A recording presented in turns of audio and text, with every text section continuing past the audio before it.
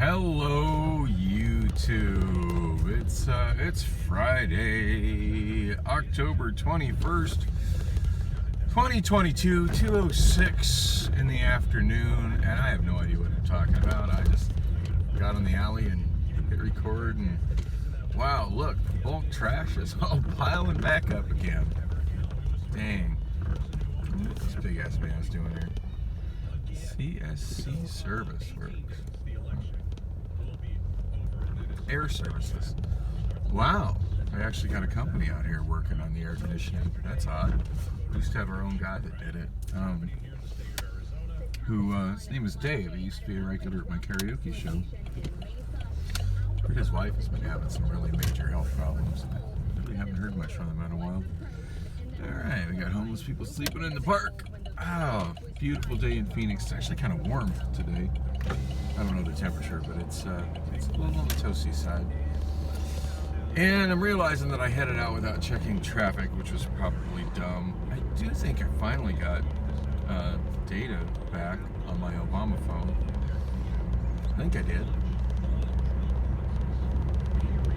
Save the Republic. Oh, is that going to save it? That's all we have to do? I guess so. Just watching them, nothing else. That's it. So you've got a major candidate. All right. For a major office. I love people turning left directly in front of me. Yeah, which is, to me, it's not about Republic. Just watched a really interesting video, brand new video from City Nerd about He was at the extreme intersections where traffic engineers are taking creative ways to avoid traditional left turn lanes, and how it seems to be based on American drivers' inability to make a left turn, and, yield for a left turn, yield to pedestrians, and yield to oncoming traffic. And yeah, people are pretty shitty at that these days, for sure. Which is funny because I think back to when I was a child, and Phoenix used to have no left turn arrows anywhere. I remember riding around a lot with my stepmother, since my dad was at work most of the time, and so yeah, going anywhere was generally ride in the back seat of my stepmother's Monte Carlo. She always had like a couple-year-old Monte Carlo. That's what she liked, and that's what my dad provided her. Save the Republic. He is asking people, and I'm telling you, somebody's God, who would have ever thought those 1970s Monte Carlos would be worth so much money years later? Anyway, yeah, it's kind of like mixed memories on that, because I was never particularly fond of my stepmother, but kind of interesting memories, riding around in the backseat as a child. Of course, my thing was I was always trying to read all the street signs and memorize all the streets, and which of course aren't as visible from the backseat. And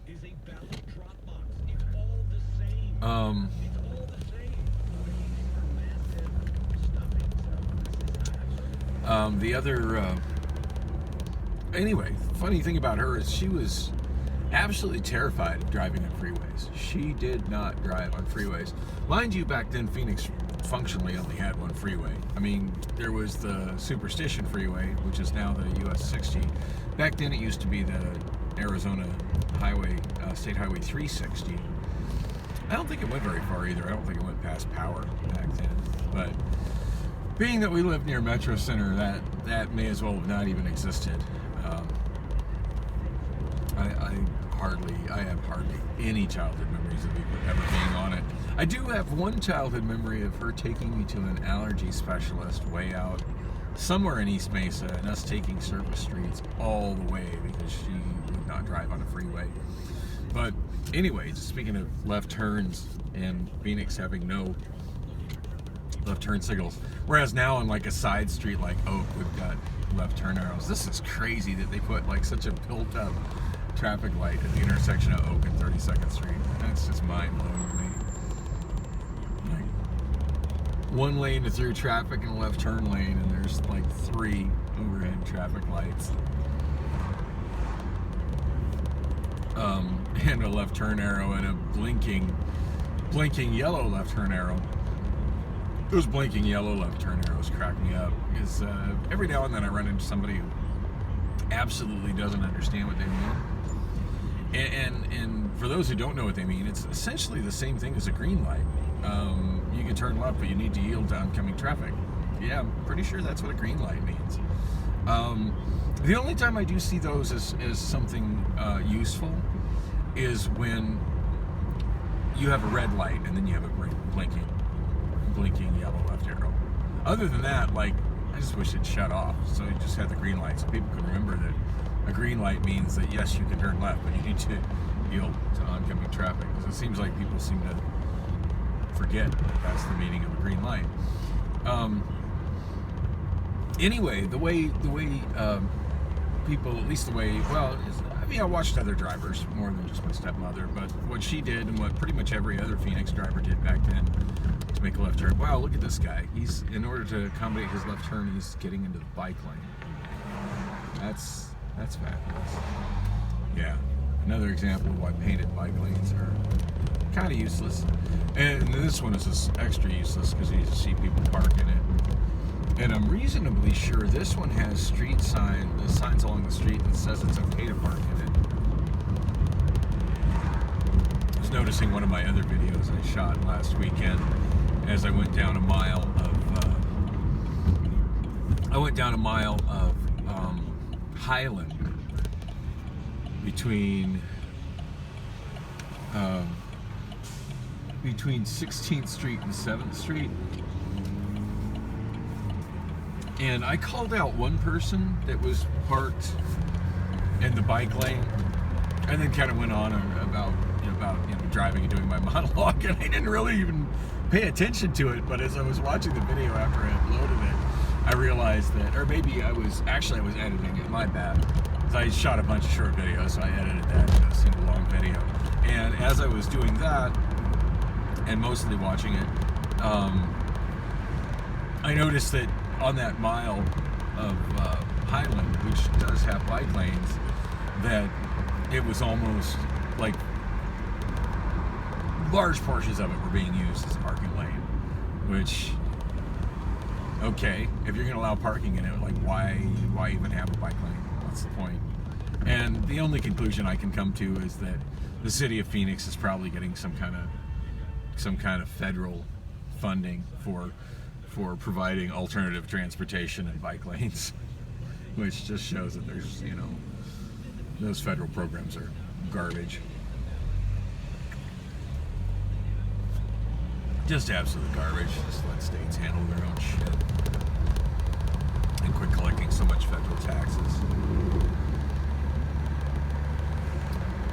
Wow, the Carl's Jr. sign is smashed out. I've been seeing a lot of smashed out signs like that lately. And yeah, you might need to back up the video because it was kind of inconsequential on the left side, but yeah, the whole sign for the Carl's Jr. was smashed out, which had me looking over there trying to see, hey, is Carl's Jr. gone out of business? And there's no evidence of that. Carl's Jr. seems to still be in business, just a smashed out sign.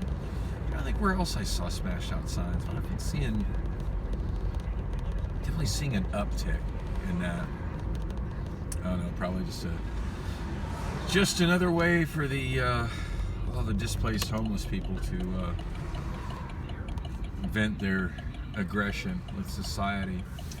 And speaking of displaced homeless people and the crumbling of society and the imploding economy and all of that stuff, so didn't sleep so good last night. Woke up several times just to, a couple hours after I got, I probably slept for an hour and a half, woke up, slept for another hour, woke up. All right, I should probably yield to oncoming traffic since I'm giving the lecture of what green lights mean. I'm glad this one doesn't have the silly blinking yellow. It just has the green, although with some reprogramming they can make that yellow blink is a yellow light. I could tell from the traffic, the pole and the yellow paint starting to peek through on the pole there that was a light that was installed in the 1990s. I know I mentioned on one of my videos, I kind of went on to a bit of a monologue about how you can tell the age of a traffic light pole from its design here in Phoenix. And that's something I've just, for some reason, been fixated on since I was like 2 years old. Oh, anyway, I was trying to explain what my stepmother did and what Phoenix drivers did back in the 1970s and 1980s. It was actually in the late 80s that they started, well, I want to say probably early to mid 80s that they started putting in left turn arrows. Prior to that, like in the 1970s, I didn't see any hardly any green left arrows anywhere. I mean, there were some along like freeway interchanges along I-17, but that was about it. Certainly none of the city intersections. In fact, pretty much every city intersection looked just like this. In fact, as I said, you can tell when a street light pole was put in by its design. That one in front of me, that's definitely one from the 60s or 70s. And you can tell because the pole that comes across, am I pointing at it? I can't tell. The pole that comes across is really thin and curved. And then those two poles, the two thin poles above it that support it, actually do support it, because that thin pole, can't support the weight of the traffic light without the support poles. Anyway, yeah, no left turn. That's how pretty much every Phoenix traffic light intersection was. Even at big intersections, they'd just be one curved light coming over with one light on it like that. And what pretty much all Phoenix drivers did was, in the green light, you pulled into the intersection. As soon as the light turned green, you pulled into the intersection. You didn't go across the midpoint of the intersection, but you would pretty much pull about 2/3 of the way through the about 1/3 of the way through the intersection. And of course, you'd have people turning left directly in front of you. Obviously, they would be kind of up in your nose, but you made sure that you each had time to turn left when the time came to turn left. And if there was a gap in traffic, you turned. And of course, by then you would be pretty much directly in front of the lane you would turn into, or a little bit across from it. And if there never was a gap in traffic, which wasn't unusual, when the light would turn yellow, oncoming traffic would stop going through the intersection, and then everybody would turn, that had pulled into the intersection would turn left to clear the intersection, and then cross traffic would go. Now, just because you had a green light didn't mean you went.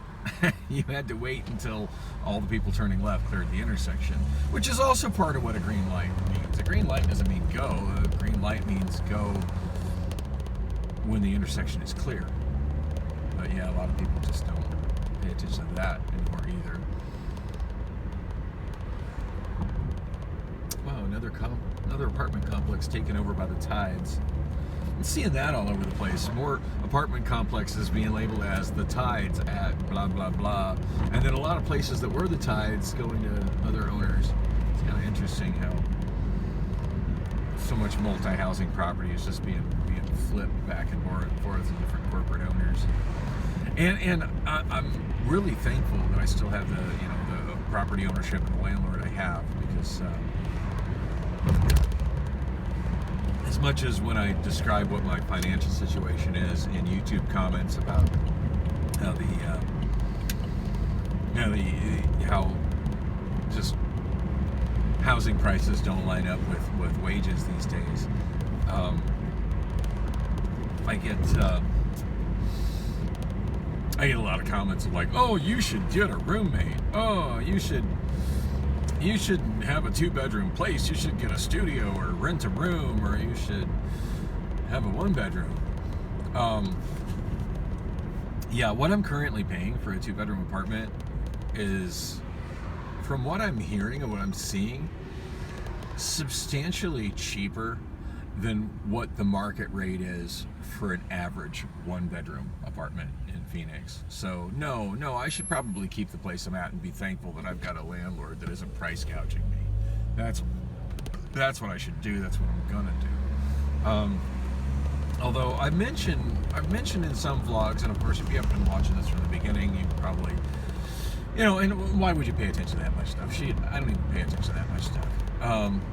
But I did mention that before I moved into the apartment that I moved into, that I was going to move into one from the same landlord, same property owner,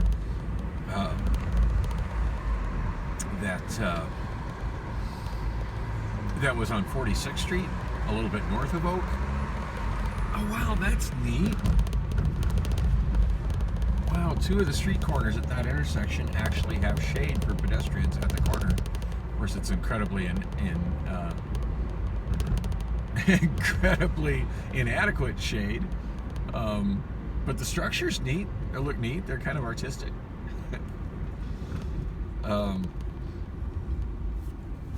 Anyway, where was I? Yeah. So anyway, I when I was moving from my place in Tempe, I kept going by this new place. I was all excited about.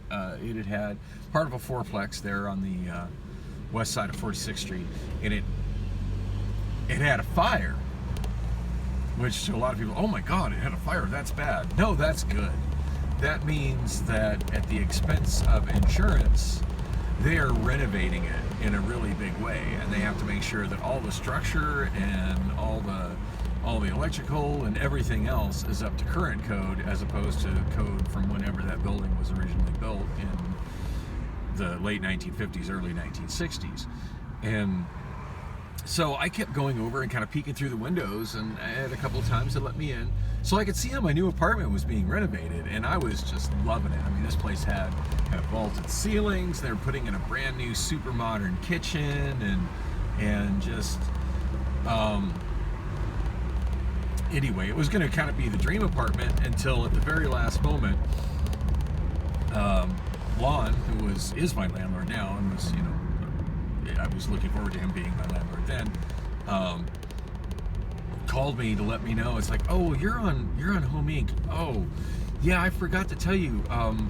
Yeah, we don't take assistance programs on those buildings. I'm like, wait, what? Because he had showed me 3 different buildings that he was the landlord of, because he was on the list of landlords on Home Inc. And then I saw that one. I was like, yeah, that's what I want. And it was within the rental constraints. Like, there's a maximum amount that Home Inc. is willing to pay a percentage of, and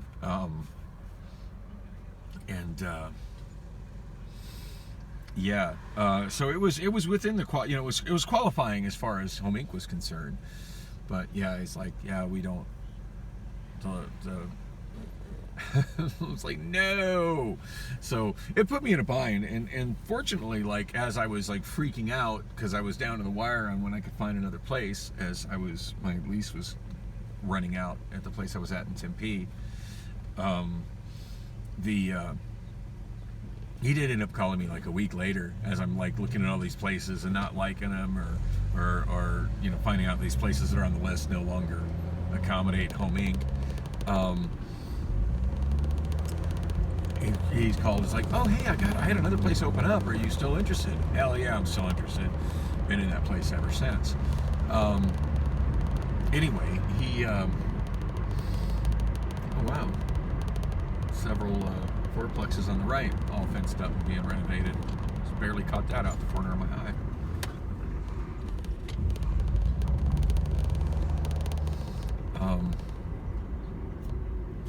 Oh wow, this is the school here where Lily went to Scummer School a few years back.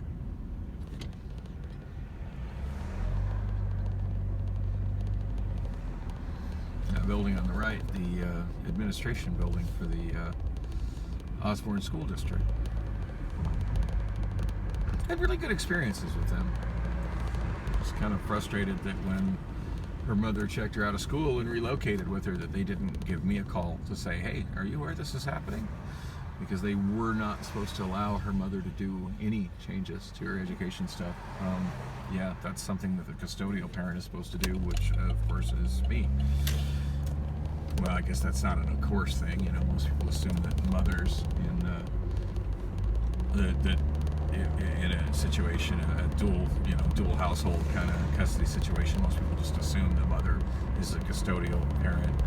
But they'd been given the paperwork showing them that I was a custodial parent, and they had records of it. So yeah, they kind of dropped the ball. But other than that bad experience, for the most part, I had good experiences with Osborne School District. Sorry, just got completely sidetracked. Forgot what the hell I was talking about. Oh yeah, my apartment. So anyway, I was walking up 46th Street the other day, and I noticed that there's some new sign in front of the place I was going to move into, with some other corporate landlord's logo on it. So actually, in hindsight, feeling all that much better about the fact that I didn't get that apartment, that I ended up moving into the apartment that I'm in, because I'm sure if I was living in that apartment when it changed ownership, one of two things would have happened. Either it would have changed ownership when I was with Home Inc., and the new landlord would have informed me that they were not going to take Home Inc. and that I had to leave when my lease ended, or the ownership change happened after I got booted from the Home Inc. program. Don't even get me started on that. That's a whole nother separate tragedy. Oh wow, car wash is all fenced off like it's being renovated into something. I hope they keep it a self-service car wash. I notice a lot of those are disappearing, and I quite like those, even though I don't use them as much as I should.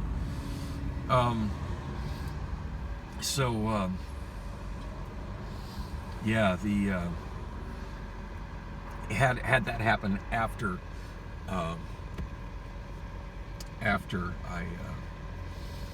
I lost Home Inc., I'm sure I probably would have seen my rent go up from like $700 and something to probably $1,100 and something. I would imagine the people that were living there probably got, and I don't know this for certain, I'm just just observing and speculating, but I expect the people that were living there under the ownership that I'm currently living under, when the new owners took over and leases expired, I'm sure new leases would have been come with some substantial rent increases. Although, to be equitable and fair, I have noticed that the new landlords have done some improvements to the landscaping on the property. So there's that. Landscaping landscaping done by my landlord is not impressive, to say the least. All right, I'm getting ready to pass my tech repair guy. Jeff's Professional Audio Repair. Jeff has done some amazing work on several of my components, and I think I'm getting ready to send him my Yamaha cassette deck out of my living room. I was listening to it as I was getting ready for my show last night, listening to the Tom Petty cassette that was in the cassettes that Tim gave me. Wow, that guy just veered into my lane. It was in the cassettes that were in the case that Tim gave me last weekend, and that cassette deck sounded amazing when I got it. It's been kind of deteriorating since.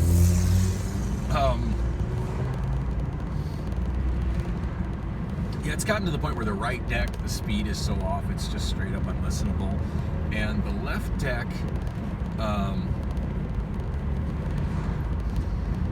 I just listened to the A side. I didn't listen to the B side, and in hindsight, that was probably not my best thing to do, because it's been quite a while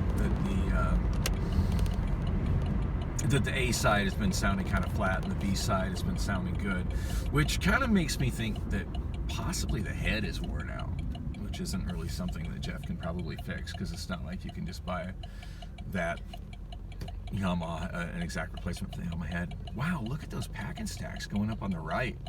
Those went up fast. Holy crap. People are so impressed by those types of apartments, but I just look at the construction. My grandfather and my stepfather both, union construction workers, and I'm just looking at just how cheap the construction is, how it's all wood frame and plywood. all it's going to take is one person falling asleep while smoking a cigarette for that whole building to just go up in flames. I don't know. It just seems, that style of construction just seems like a bad idea to me. I'm going to keep living in buildings that were built before that was acceptable. Because for a long time, that sort of building would have been big time against building codes. So yeah, I'm going to keep living in buildings that were built before that time, and that have cinder block construction. And that way I don't hear my neighbors as much. Although I do sometimes hear when the neighbor's Cocker Spaniel Cookies starts barking. Cookies doesn't bark that much, and I adore that dog, so I'm really not that bothered by it. Now, if it was a dog that I didn't like that barked all the time, I'm sure I'd feel a lot differently. But if that was the situation, I'd probably say something about it to Lon.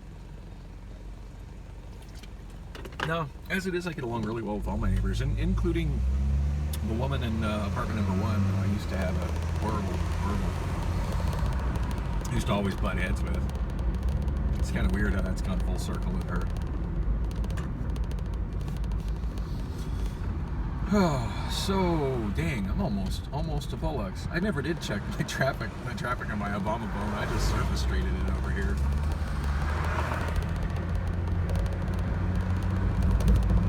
And I feel like I made pretty good time too. Of course, it's only 2:29 p.m. Oh shit. Well, I got time. You know, I totally forgot that I needed on the way here. I was going to stop at Cox store and pay for my internet, and I was going to stop at Packet store and let her take a picture of my current credit card. So I got my same card, same number, everything. Just the date on the one that she has images of it's expiring at the end of the month. That's fine. I got till the end of the month to get it done. And it's only the 21st, I think. Yeah, so I still got time. Today would have been the most convenient time to do it, though, because I'm up reasonably early. And, oh well. I wasn't even thinking about that. I was thinking about stopping at Cox and all that. Spaced it out. Oh well. So, last night's show, for the most part, was fun. Got my internet situation resolved. As I mentioned at the end of my last video, I honked my horn at Raina as I was pulling in the parking lot. She didn't even turn around and look at me, and I kind of called her out on that when I went in. And she's like, "Oh, there's so many people that honk in that parking lot. I just don't even turn around anymore." And I'm like, oh. So I felt so unloved when you didn't turn around. But anyway, no, I had a great conversation with Raina. I haven't talked to Raina in quite a while. And, but yeah, I had a great conversation with her and got the current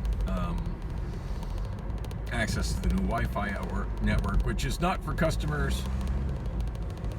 So don't ask for access to it. I can't give it to you. But I'm kind of excited. Like last night while I was doing my show, like internet there, as I've said many times, is always, no matter what network I got on, whether it was their network or the Cox Wi-Fi hotspot, which I thought was coming from I was reasonably sure it was coming from the barbershop next door. It just didn't matter. It was just slow. Their new private network, which is for business, bar business use only, which I loosely count as.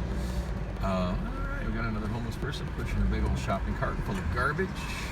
Fabulous.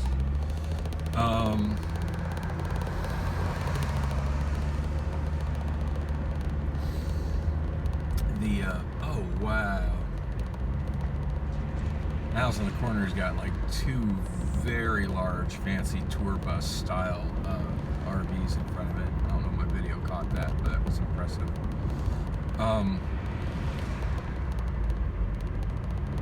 I almost wonder if that's the base for a mariachi band or something. Like a large mariachi band that requires 2 buses. Hey, once again, rolled up this mile of 27th Avenue and didn't get to see any lizards.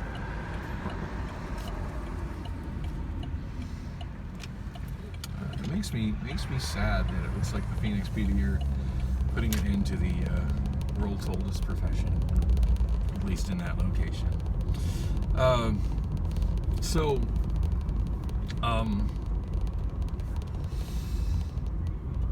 just lost my train of thought again. Oh yeah, so oh, look at that! Somebody got their fence smashed. Whoopsie! Whoa! Wow! I could have T-boned her and got a new vehicle, but I like my Saturn. Anyway, ooh, can I get shaded parking on the side? Please tell me I can get shaded parking on the side. Yes, I can. Winning. Oh.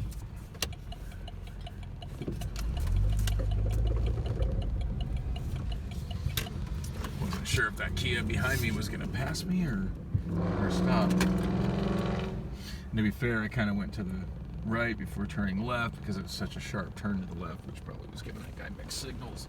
And I wasn't even paying attention to the fact he was right behind me, so I just became that asshole. Gosh, what was I going to say? Oh yeah, I forgot my my bag that I prepared with karaoke slips and pencils, which was fine. I made it through the night. I had enough of the books, but yeah, the books are very low on paper right now, and I had a lot of pencils and pens stolen last night, so very low writing utensils now. But I got that handled, so yay, winning. So yeah, the new the internet is it felt like my downloads were going faster than they do at home.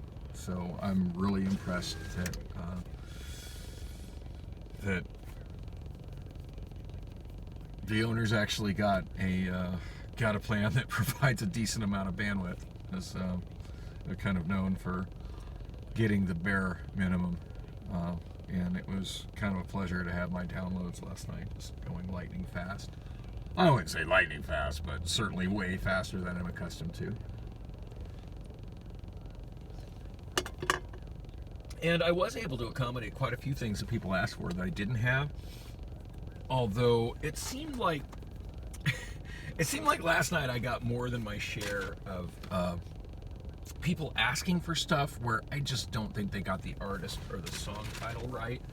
And I should maybe do a video just on that as I go through some karaoke slips. Because every time I get extra karaoke slips that I can't decipher, I generally keep them to try to figure them out later when I'm at home and I'm not in such a high pressure, loud situation. But the one that was most ridiculous, I don't want to tell that story.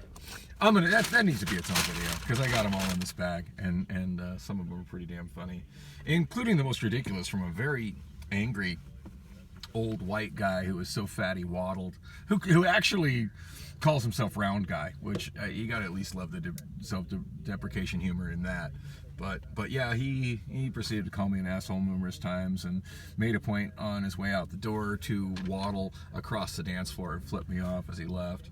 But yeah, that's a whole story. That guy is a story unto itself, and these slips. But yeah, I had a large amount of people. I'm sure I probably could have found their songs if they had the artists and or titles correct, but with the artist and title information that they gave me, I just couldn't find shit. And it wasn't a problem of internet. Now granted, it probably was a problem of me not having a lot of time to put into that with all the other stuff that I'm doing at the same time. It can be difficult to focus on trying to find stuff, especially when the information is wrong. And it's just so loud and crowded in there that I'm not able to really find everybody and ask them questions about the stuff that's wrong on their slips. But fortunately, the one woman who, and I forget her name, she's kind of a big woman with a shaved head who was giving strong lesbo vibes, but was cool nonetheless. And she got cooler as I was able to actually finally get her singing. But yeah, the first few slips, I think she gave me like 3 that I just were not checking out. I mean, beyond the fact of not being able to find the song, like I just couldn't even find that the artist and title combination she was giving me were even to songs that exist, let alone exist as karaoke tracks. So, but yeah, when she finally gave me Joe, I Want to Know, she goes, I know you got that. I'm like, oh, hell yeah, I got that. You should totally sing that. I said, look, I'm sorry. I'm not trying to not let you sing. I've been trying to find your stuff. I just can't. I said, but I got you next. Like, if you be ready to sing in a minute. She's like, yeah. And at least I think she got, like, because I could tell she was getting really frustrated with me. At least I could tell, like, when I put her up immediately after she gave me something that I could get her, in and singing on. I think that kind of changed her opinion on me. Like, oh, wow, he actually is trying to get me singing.